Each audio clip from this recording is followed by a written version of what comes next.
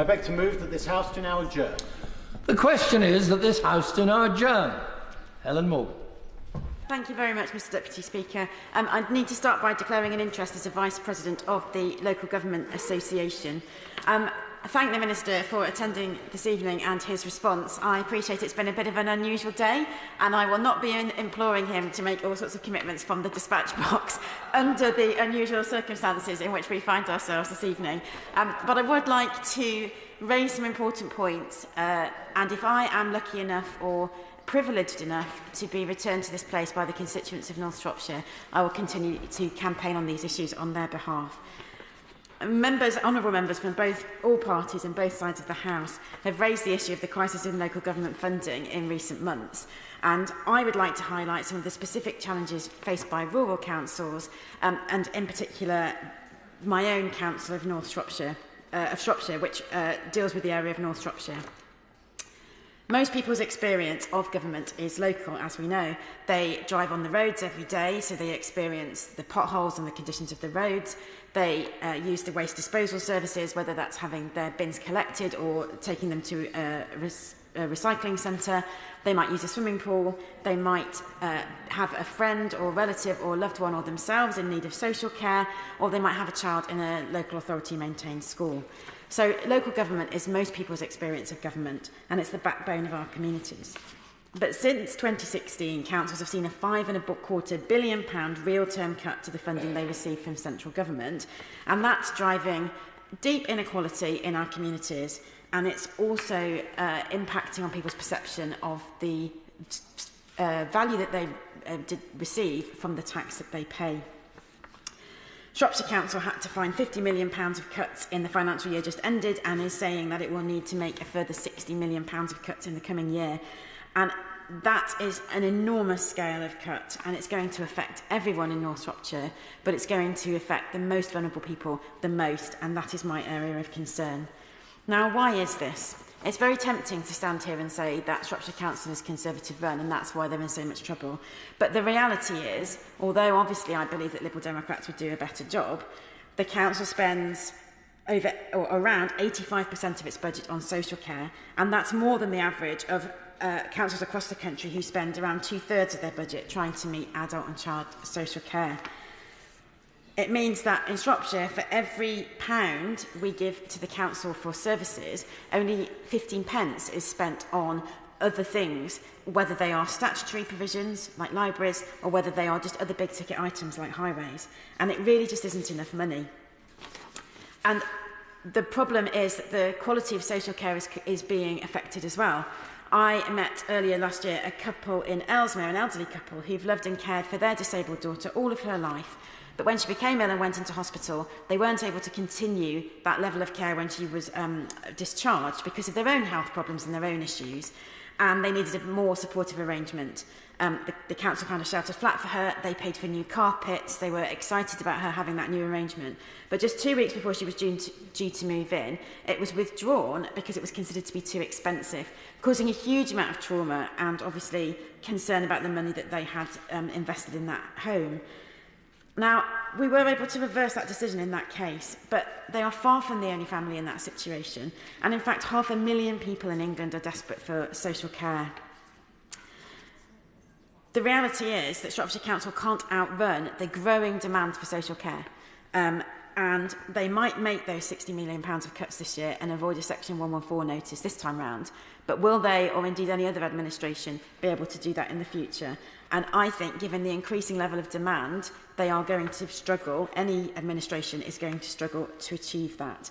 And it means that every single person in Shropshire is going to see an increase in their council tax, and has seen an increase in their council tax, and what they're getting in return is reduced services. And that's all the while that adult social care need isn't being met, which the Public Accounts Committee recently confirmed.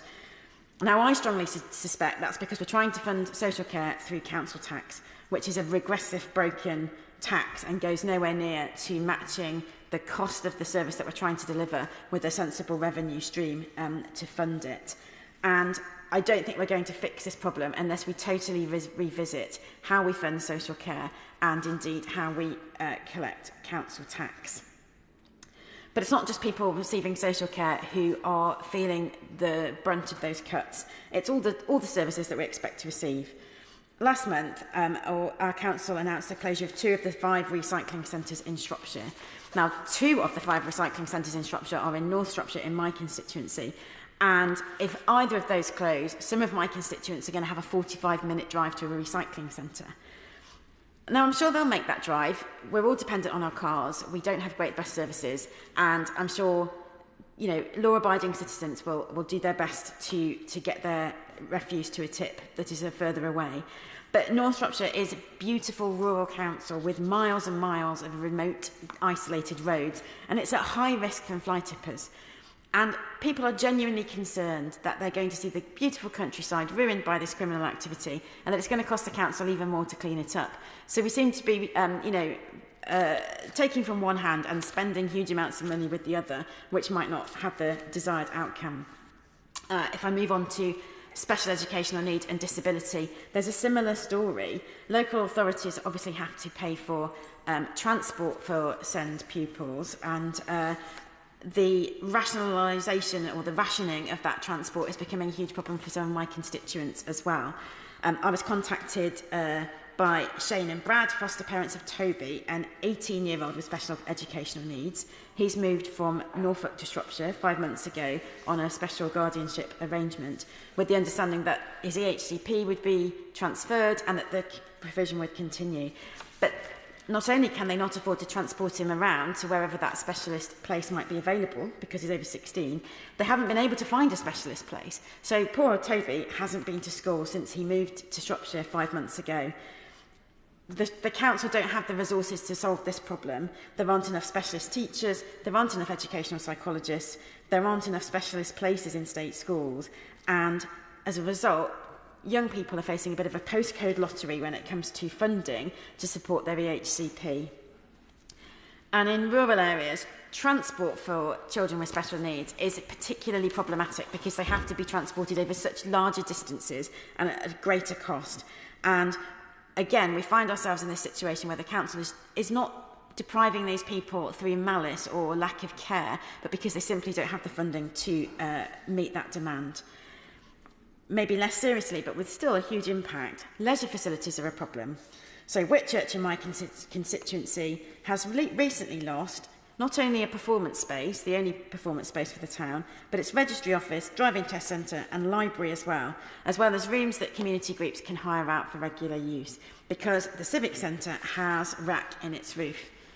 Now, you would think that the council would be able to fix that problem and find some money to repair the roof, but that's not the case. They can't afford the interest payments, and they've said the cost is prohibitive. And now they're trying to look at alternatives which would ultimately lead to a lesser space. Now, that's a problem for residents who enjoy the use of those facilities, but it's also got a huge economic impact on the town centre, with businesses already reporting reduced footfall to me, and that's a great concern. Libraries are a real problem. A third of libraries have closed in the last 10 years, despite libraries being a statutory service. But because the comprehensive and efficient library service which is required isn't defined, lots of councils are cutting libraries and the availability. And again, it's driving deep inequality. The National Literacy Trust has found that children who read at their expected age level are twice as likely to be library users as not to be.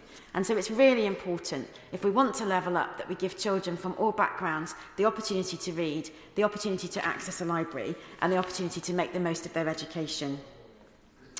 I'm also going to move on to public transport, which I've talked about a lot in this place, because Shropshire has a particularly poor public transport network and has lost the largest amount of miles in England since 2015, with 63% less miles being completed by bus than in 2015. It's a drastic decrease, especially when you compare to places like Milton Keynes, where bus miles have increased. So there's definitely a way of doing that if you've got the funding right. It's a problem for the economy because we can't transport workers around. It gives us a labour supply issue. It's a problem for young people trying to access college courses because they don't know if their bus service is going to be there next year. And it's a problem for older people maybe trying to access the hospital because to get there by taxi is unaffordable. again, it's possibly not the right moment to implore the Minister to allow the franchising of bus services, given that we are about to embark on a general election. But I would like to put on the record that if councils could fund those services, it would have a huge economic regenerative impact. And it would be great to see something on buses be a priority for all of the parties in the general election, because they have such a good impact on increasing labour supply and on enabling people of all ages and all income levels to live and work and get about the community. So, in conclusion, Mr Deputy Speaker, I'd just like to kind of make this point that rural areas are struggling perhaps more than urban ones, despite the fact that we sometimes assess urban deprivation as being worse than rural deprivation. It's certainly more visible, but the reality is that the central government funding for local councils has lost touch with reality of the cost of delivering those services, and indeed to some extent the level of need. And so when we look at the impact on people, whether it's social care or special education or needs provision, whether it's swimming pools or libraries or recycling centres, all of those things are suffering, and they all cost more to deliver in a rural area. So I would really like to state the case, again, to all political parties, because we don't know who's going to be sitting in that seat after the general election, that sorting out the fair funding formula is so important, because delivering in rural areas is essential to regenerating the economy in those areas.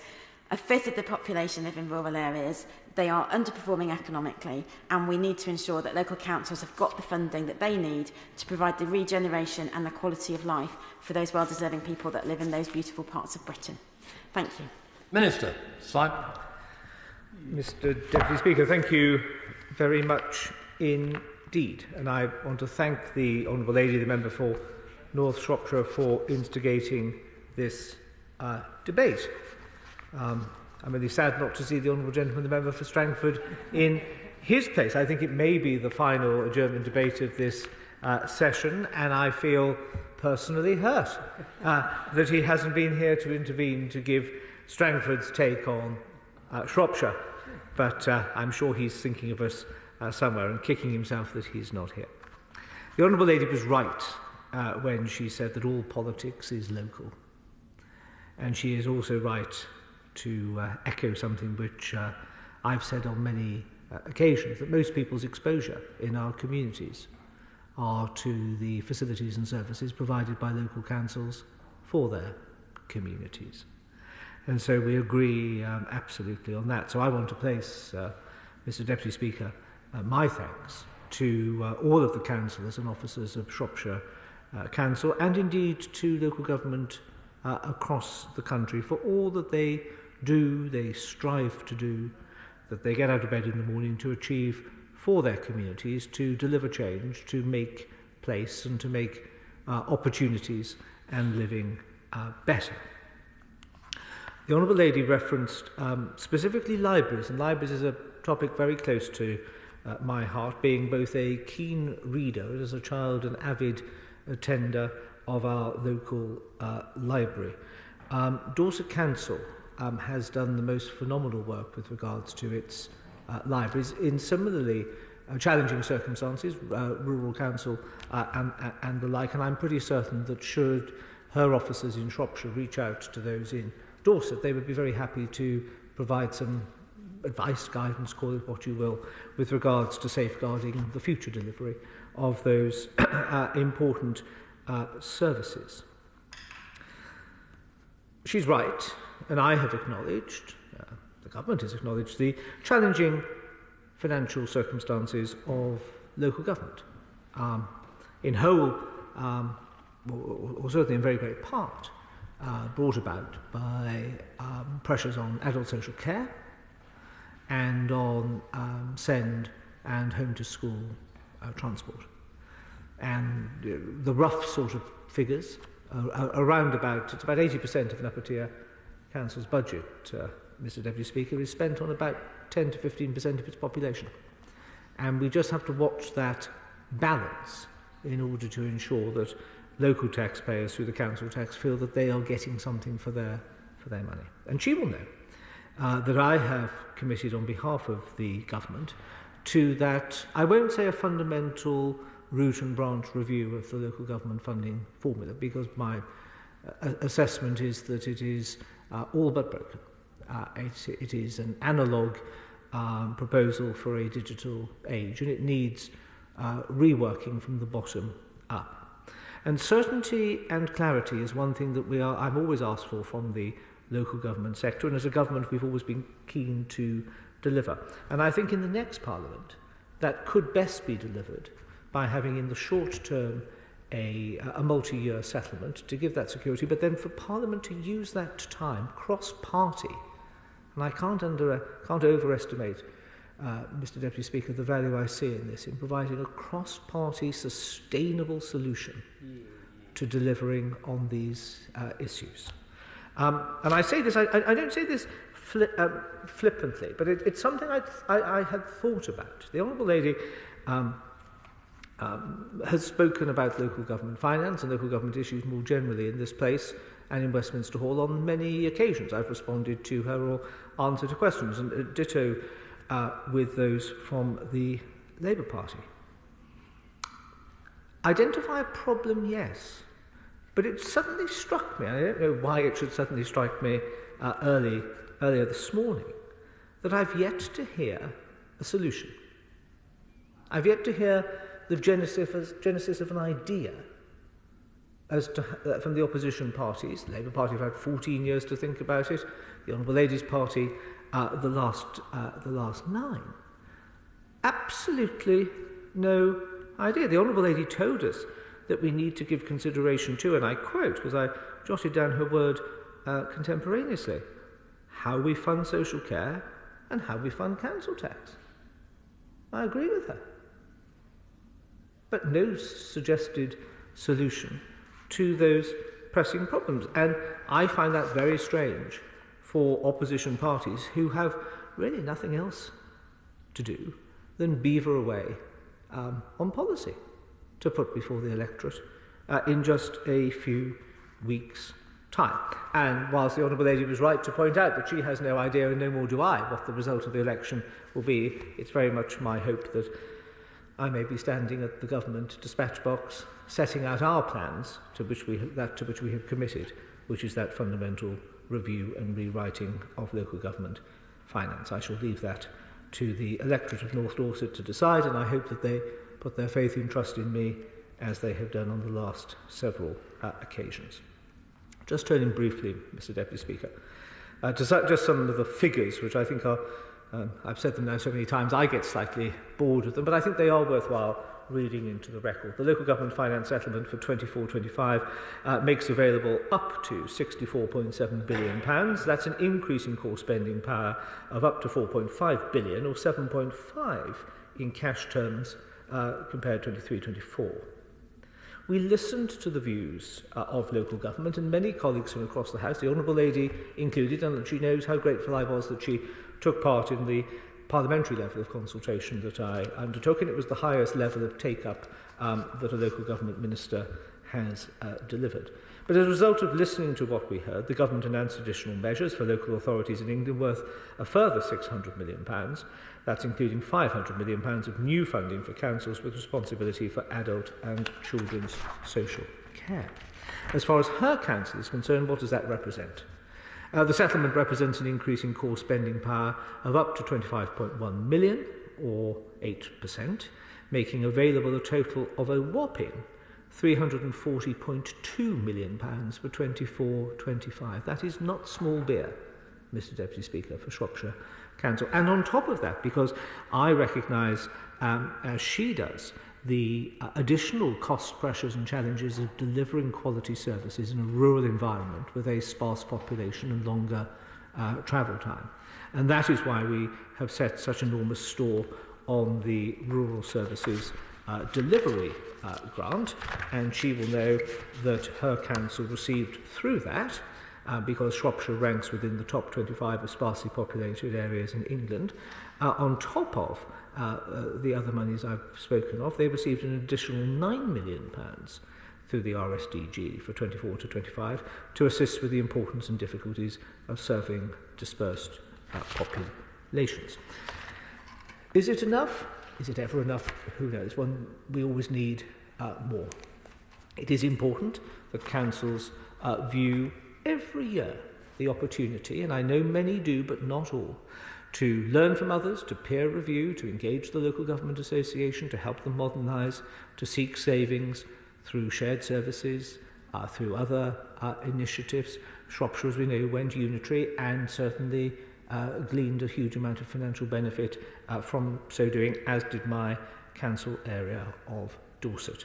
There are things which local authorities can be doing to reduce expenditure and to use the money which they make from the savings which they make in order to continue to deliver those services which increasingly people look to their local council to deliver.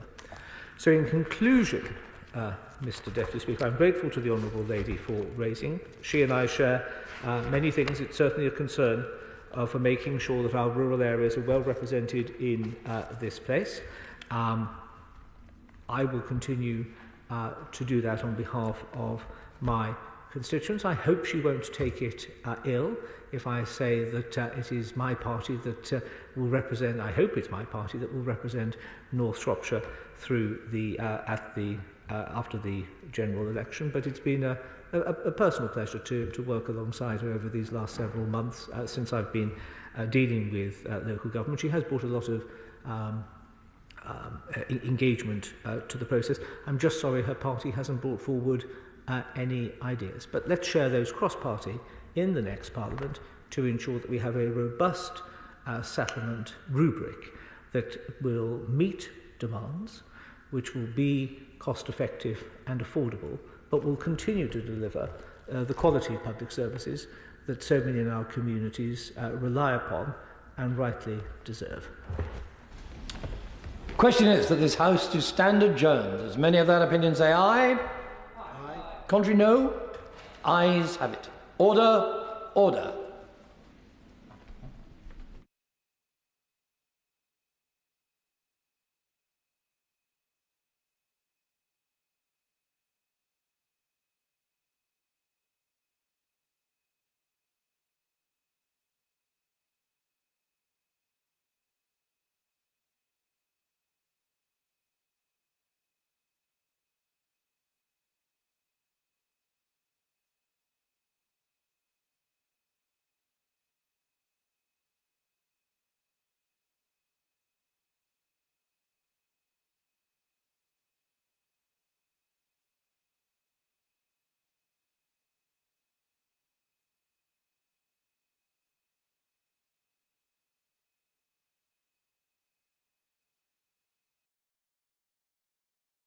The proceeding has ended.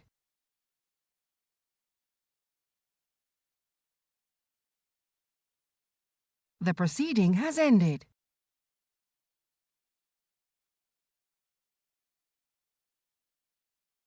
The proceeding has ended.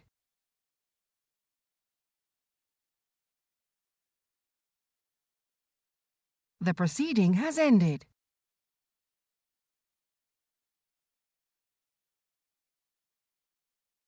The proceeding has ended.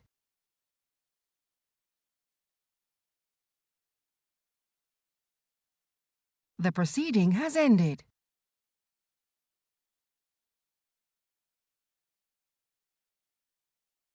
The proceeding has ended.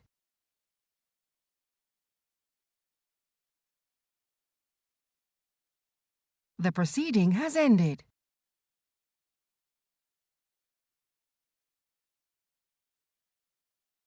The proceeding has ended.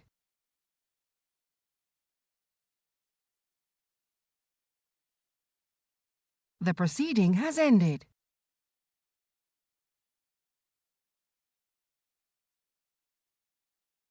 The proceeding has ended.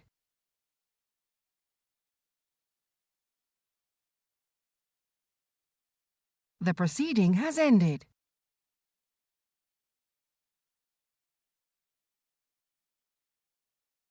The proceeding has ended.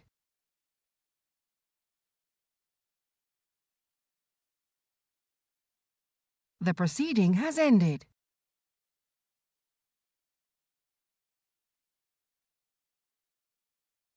The proceeding has ended.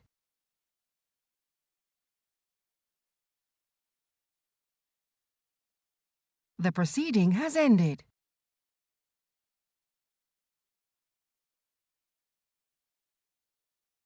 The proceeding has ended.